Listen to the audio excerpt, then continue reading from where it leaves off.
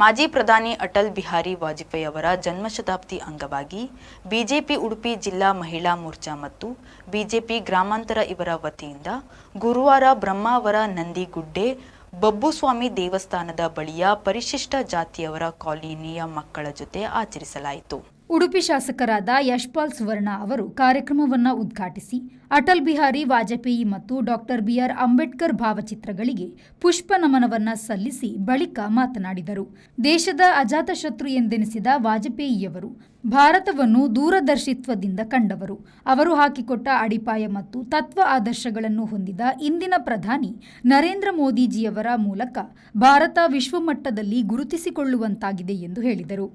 ಈ ಭಾಗದಲ್ಲಿ ಮಹಿಳಾ ಸಂಘದವರು ಈ ಅವಕಾಶ ಮಾಡಿಕೊಟ್ಟಿದ್ದಾರೆ. ಖಂಡಿತವಾಗಿ ಅವರ ಈ ಮಾಡಿನ ಕಚೇರಿಯ ಕಟ್ಟಡದ ಒಂದು ಜೀರ್ಣ ವ್ಯವಸ್ಥೆ ಇದ್ದರೂ ಕೂಡ ಅದನ್ನು ಜೀರ್ಣ ಮಾಡಬೇಕಂತ ಹೇಳಿದರೆ ಖಂಡಿತವಾಗಿಯೂ ವಾಜಪೇಯಿ ಅವರ ಜನ್ಮ ಜಯಂತಿಯ ಸಂದರ್ಭದಲ್ಲಿ ಖಂಡಿತವಾಗಿಯೂ ಶೀಘ್ರವಾಗಿ ಅದನ್ನು ನೆರವೇರಿಸುವ ಕೆಲಸವನ್ನು ಅದನ್ನು ಜೊತೆಯಾಗಿ ಬಹಳಷ್ಟು ಜನ ಮಕ್ಕಳು ಕೂಡ ಈ ಒಂದು ವಾಜಪೇಯಿ ಅವರ ಜನ್ಮ ಜಯಂತಿ ಕಾರ್ಯಕ್ರಮದಲ್ಲಿ ಬ್ಯಾಗನ್ನು ಪಡ್ಕೊಳ್ಳುವಂಥ ಕೆಲಸ ಮಾಡಿದ್ದಾರೆ.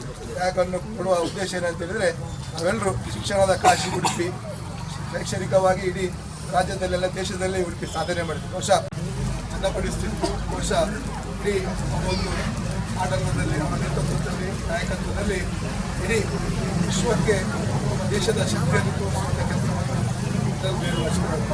ಅವರ ಕನಸೇನಿತ್ತು. ಆ ಕನಸನ್ನು ಇನ್ನಷ್ಟು ಅದಕ್ಕೆ ವೇಗ ಕೊಡುವ ಮೂಲಕ ಕನಸು ಮಾಡುವಂಥ ಕೆಲಸವನ್ನು ನಮ್ಮ ಹೆಚ್ಚಿನ ಪ್ರಧಾನಿ ನರೇಂದ್ರ ಮೋದಿ ಅವರು ಮುಂದುವರಿಸುವಂಥ ಕಾಲಘಟ್ಟದಲ್ಲಿ ಇದೇ ಸಂದರ್ಭದಲ್ಲಿ ಕಾಲೋನಿಯ ಮಕ್ಕಳಿಗೆ ಆರತಿ ಬೆಳಗಿ ಶಾಲಾ ಬ್ಯಾಗ್ ಅನ್ನು ನೀಡಲಾಯಿತು. ಗ್ರಾಮ ಪಂಚಾಯತ್ನ ಪೌರ ಕಾರ್ಮಿಕರನ್ನು ಸನ್ಮಾನಿಸಲಾಯಿತು.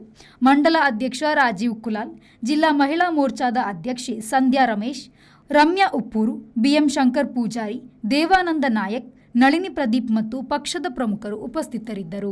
ದೇಶ ಕಂಡ ಅತ್ಯಂತ ಸಜ್ಜನ ರಾಜಕಾರಣಿ, ಅತ್ಯಂತ ಉತ್ತಮ ಆಡಳಿತವನ್ನು ಕೊಟ್ಟಂತ ವ್ಯಕ್ತಿ, ಅವರನ್ನ ಸ್ಮರಿಸುವುದು ನಮ್ಮ ಪಕ್ಷದ ಕರ್ತವ್ಯ. ಆ ರೀತಿಯಲ್ಲಿ ಇವತ್ತು ಕಾರ್ಯಕ್ರಮಗಳು, ಒಂದಿಷ್ಟು ಕಾರ್ಯಕ್ರಮಗಳು ಜಿಲ್ಲೆಯಾದ್ಯಂತ ಆಗ್ತವೆ. ಇವತ್ತು ನಮ್ಮ ಮಹಿಳಾ ಮೋರ್ಚಾ ವತಿಯಿಂದ ನಾವು ಇವತ್ತು ನಮ್ಮ ಕಾಲೋನಿಯಲ್ಲಿ ಮಕ್ಕಳೊಂದಿಗೆ ಹುಟ್ಟುಹಬ್ಬವನ್ನು ಆಚರಣೆ ಮಾಡಬೇಕಂತ ನಿರ್ಧಾರವನ್ನು ಮಾಡಿ ಇವತ್ತು ರಜೆಯ ದಿನ ಮಕ್ಕಳೆಲ್ಲ ನಮಗೆ ಸಿಕ್ಕಿದ್ದಾರೆ. ಇವತ್ತು ಆ ಕಾರ್ಯಕ್ರಮವನ್ನು ಹಮ್ಮಿಕೊಂಡಿದ್ದೇವೆ. ಒಂದಿಷ್ಟು ಶಿವರಾಮ್ ಆಚಾರ್ಯ, ವಿ4 ನ್ಯೂಸ್, ಬ್ರಹ್ಮಾವರ.